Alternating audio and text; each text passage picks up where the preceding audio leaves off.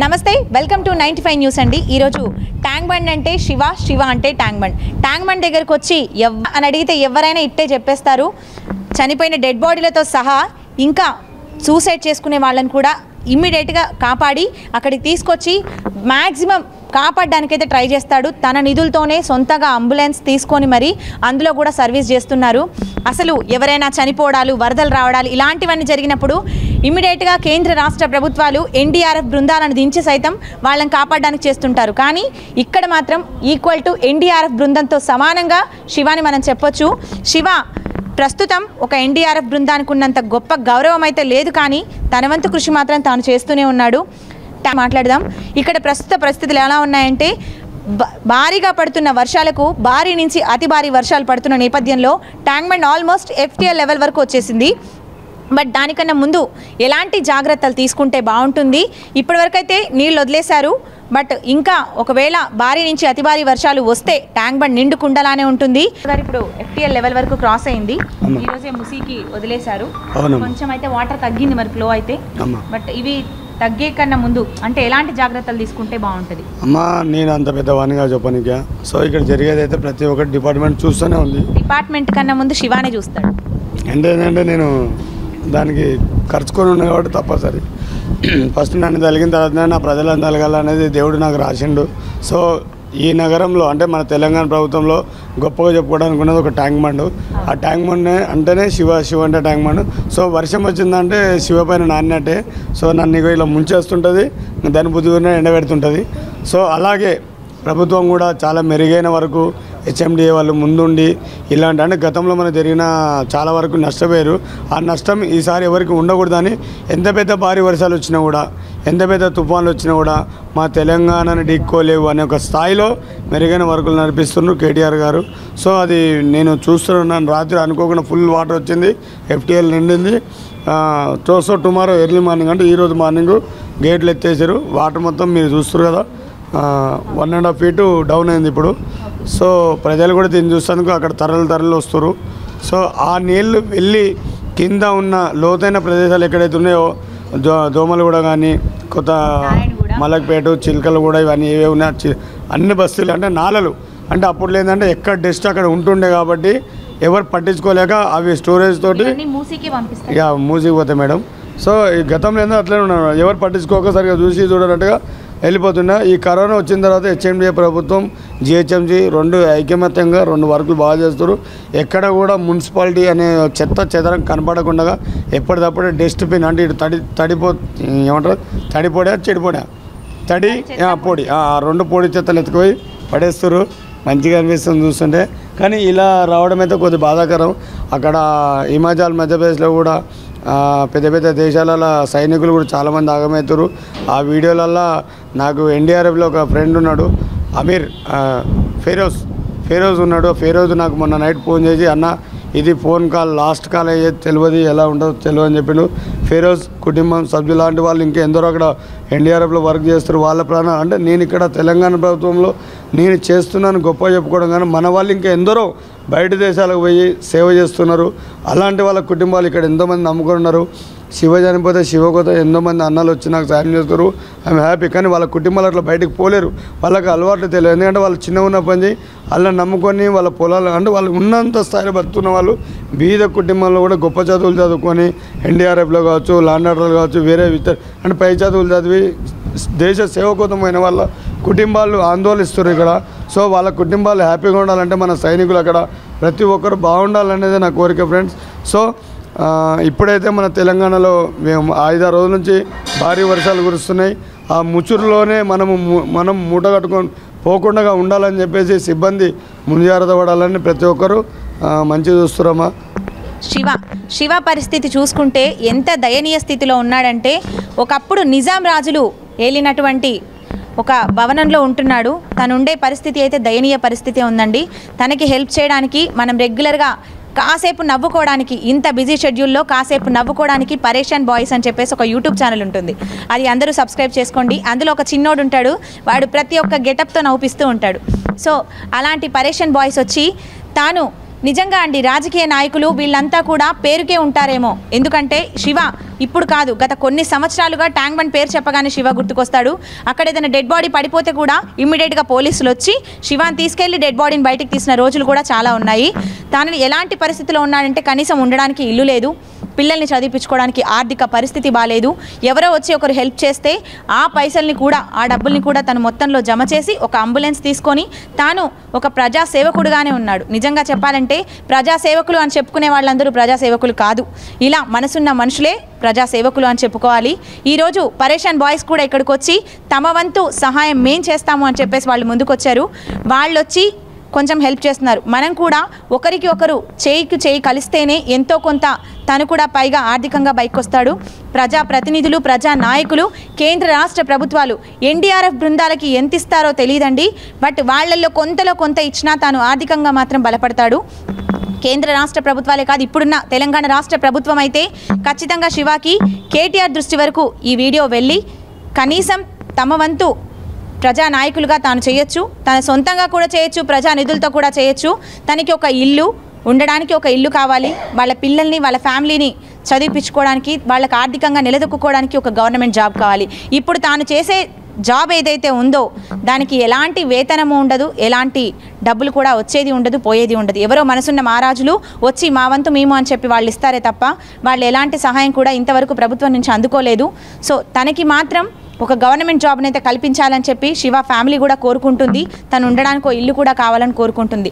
ఎలాంటి పరిస్థితి అంటే పాములు వస్తాయి, ఎలాంటి వాటర్లో ఉండే ప్రతి జీవి వచ్చి ఇక్కడ ఉంటుందేమో అని చెప్పేసి అనుకోవచ్చు. పాములతో సైతం శివ బతుకుతున్నాడు. ఇక్కడ చాలా దయనీయ స్థితిలో ఉన్నాడు. ప్రతి ఒక్కరి మనసు కరగాలని కోరుకుంటున్నాము. తనకి ఎంతో కొంత హెల్ప్ చేయాలని కోరుకుంటున్నాం. పాప ముగ్గురు పిల్లలు ఉంటే అందులో ఒకరు హెల్త్ ఇష్యూస్తో బాధపడుతున్నారు, ఇంకో ఇద్దరు పిల్లల్ని చదివించుకోలేని పరిస్థితిలో ఉన్నారు. దానికి నేనున్నానంటూ ముందుకొచ్చారు పరేషాన్ బాయ్స్. ఇమ్రాన్ గారు నేను చదివిపిస్తాను అని అంటున్నారు. అంటే ఇక్కడ ప్రభుత్వాలు కూడా ఏమి చేయలేవా? చేయగలుగుతాయి, కానీ ఎందుకు చేయలేకపోతున్నారు? ఈ ఏరియా ఎమ్మెల్యే ఎవరున్నారో తాను స్పందించి తనకి ఎంతో కొంత సహాయం చేసి వాళ్ళ పిల్లల్ని స్కూల్కి పంపించి కొంతలో కొంతైనా శివాని ఆర్థికంగా తనని ముందుకు తీసుకొని రావాలని చెప్పి మేము కూడా కోరుకుంటున్నాం. శివగారు, ఇప్పటి వరకు ఎన్నో బాడీలు మీరు తీసుంటారు, అసలు ఎందుకు ఈ పని చేయాలి, నేను ఇక్కడ ఉండాలి అని అనిపించింది మీకు? అమ్మ, నేను అనుకోవడానికి ఏంటంటే నేను చిన్న ఉన్నప్పుడు ఒక అనాథలో ఉన్న ఆనందం ఉన్న వాళ్ళకు కూడా ఉండదు.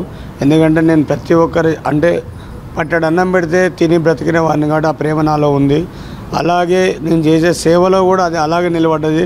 నా రక్తంలో ప్రతి ఒక్క క్షణము 10 మంది పెట్టిన అన్నదాత సుఖీభాను పెట్టారు. అది నేను నిలదొక్కుకోవాలి, నేను చనిపోయిన వరకు నిలబడాలంటే నేను చేసే వరకు కూడా అంత నిజమైనది ఉండాలి. నేను జెన్యున్గా బ్రతకాలంటే నేను సొసైటీకి పనిచేయాలి.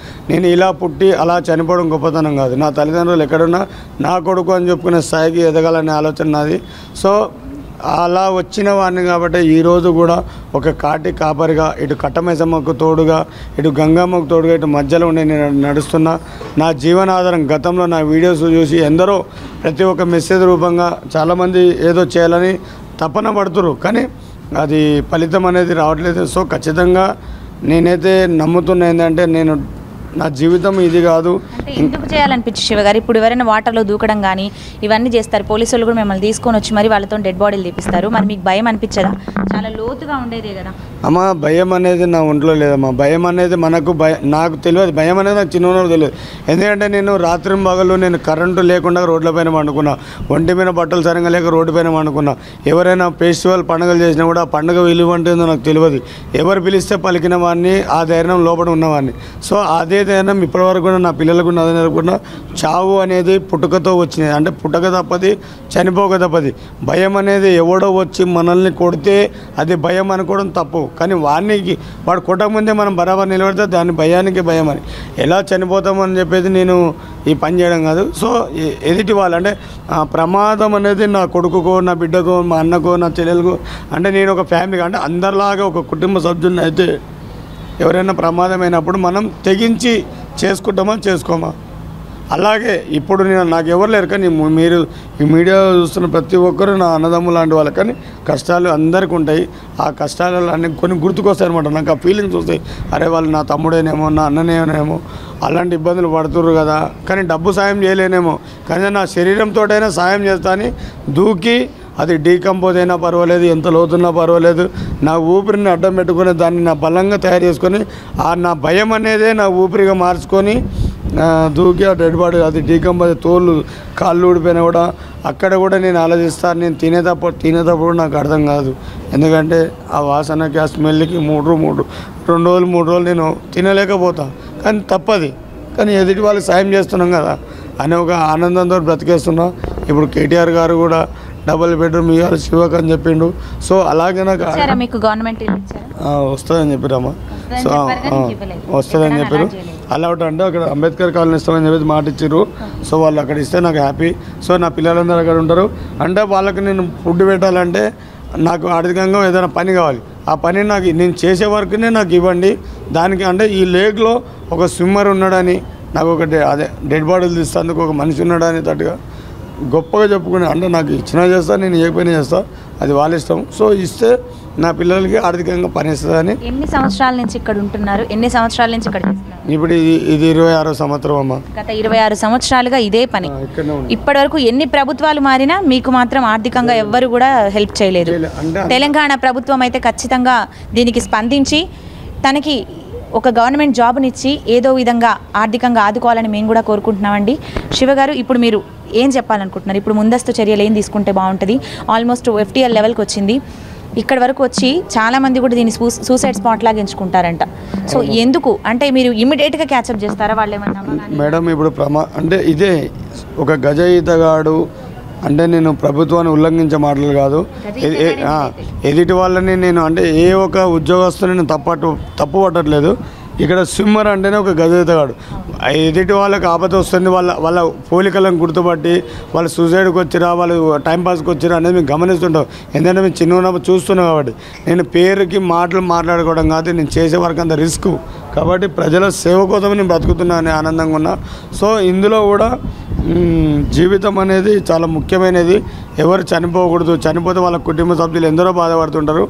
ఆ బాధ అనేది ఉండకూడదు అని చెప్పేసి నా ఆలోచన. So KTR Babu. Thank you Shiva, thank you very much. ఇప్పుడున్న ప్రస్తుత జనజీవనంలో కనీసం కాసేపు నవ్వుకోవడానికి ఏదో ఒకటి ఎంటర్టైన్మెంట్ మనం చూస్తూ ఉంటాము. అలాంటిదే ప్రాంక్ స్టార్ మన పరేషాన్ బాయ్స్ అందరు ఇక్కడ ఉన్నారు. వీళ్ళంతా ఎంత నవ్విస్తారంటే ఈవెన్ ఇంట్లో ఉన్న చిన్న పిల్లలు కూడా ఈ చిన్నోని చూసి అయితే నవ్వుతారు ఖచ్చితంగా. వీళ్ళ వీడియోస్ మీరు కూడా చూడొచ్చండి, పరేషాన్ బాయ్స్ అని కొడితే వస్తుంది. ఇమ్రాన్ గారికి అసలు ఈ ఆలోచన ఎందుకు వచ్చింది? ఇమ్రాన్ గారు ఒక్కరే చేస్తారా? వీళ్ళ టీం వర్క్ అయితే ఎక్సలెంట్ అని చెప్పుకోవచ్చు. ప్రతి ఒక్కటి వీళ్ళ వీడియో చూసామంటే కనీసం ఒక 5 నిమిషాలు అయితే నవ్వుకుంటాం. రోజులో ఉన్న స్ట్రెస్ అంతా కూడా ఆ 5 నిమిషాలు వెళ్ళిపోతుంది. ఆల్మోస్ట్ ఒక యోగా టైపే అనమాట. ఇది మార్నింగ్ చూసారనుకోండి, ఇంకా హ్యాపీగా డే అంతా ఎంజాయ్ చేయొచ్చు, అంతా నవ్వుకుంటాము. ఇమ్రాన్ గారు నమస్తే అండి. ముందుగా మీరైతే ఎందుకు ఇది ఎంచుకున్నారు? అంటే నవ్వించాలి, జనాల్ని నవ్విస్తే బాగుంటుంది. ప్రతి ఒక్కరు ఇప్పుడు నా కామెడీ షోస్ ఏవో చూస్తుంటారు, బట్ ఒక 10 మినిట్స్ మీరు చూస్తే చాలు. ఇంట్లో వైఫ్ అండ్ హస్బెండ్ డైలీ కొట్లాడుతురంట.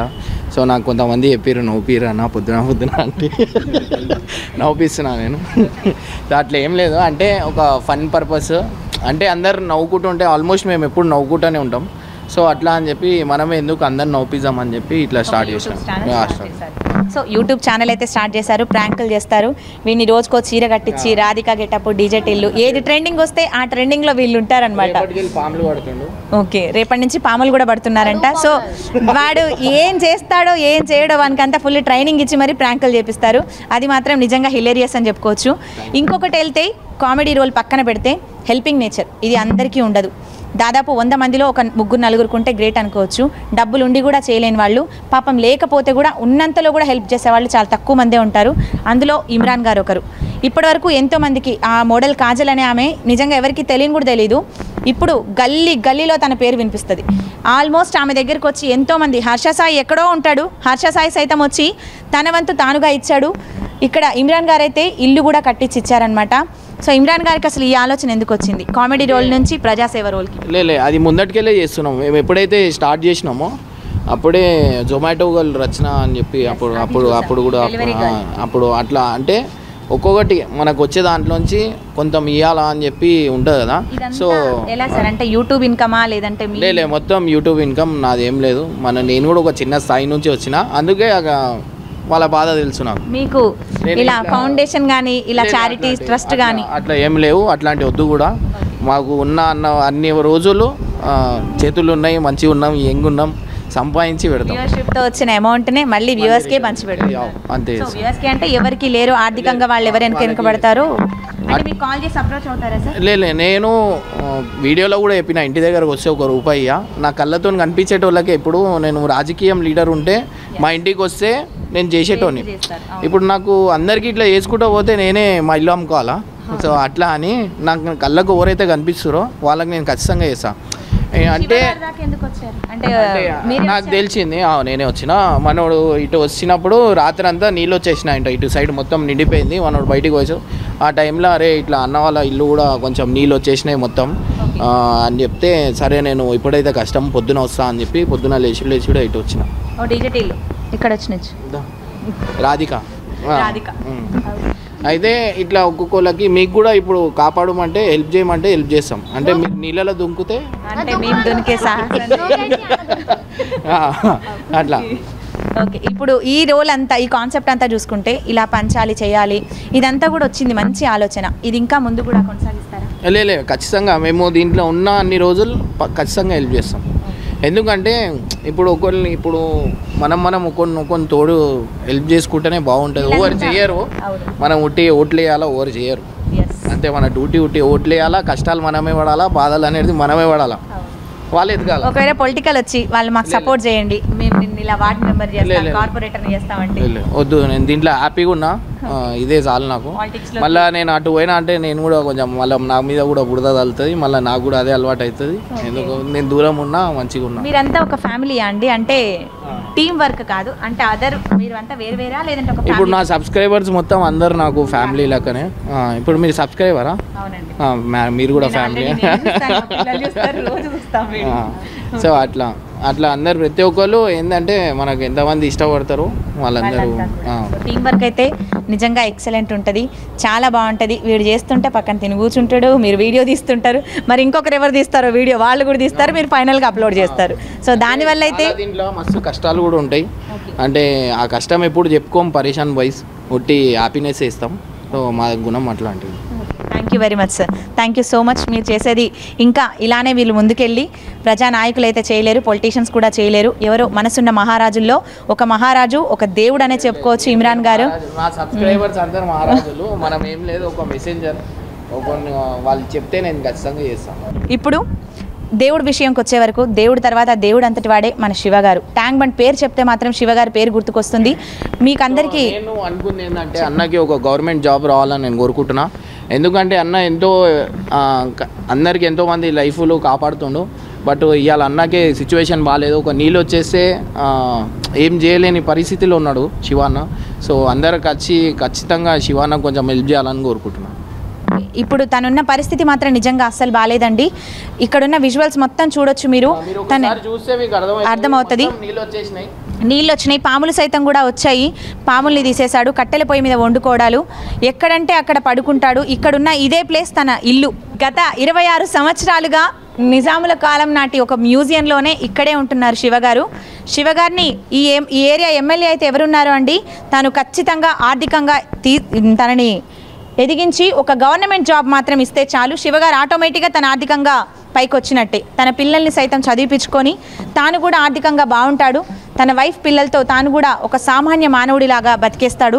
పాపం ఇప్పుడు ఎలాంటి దయనీయ స్థితిలో ఉన్నాడు. దయచేసి తనని ప్రభుత్వాలు అయితే ఆదుకోవాలి. నమస్తే.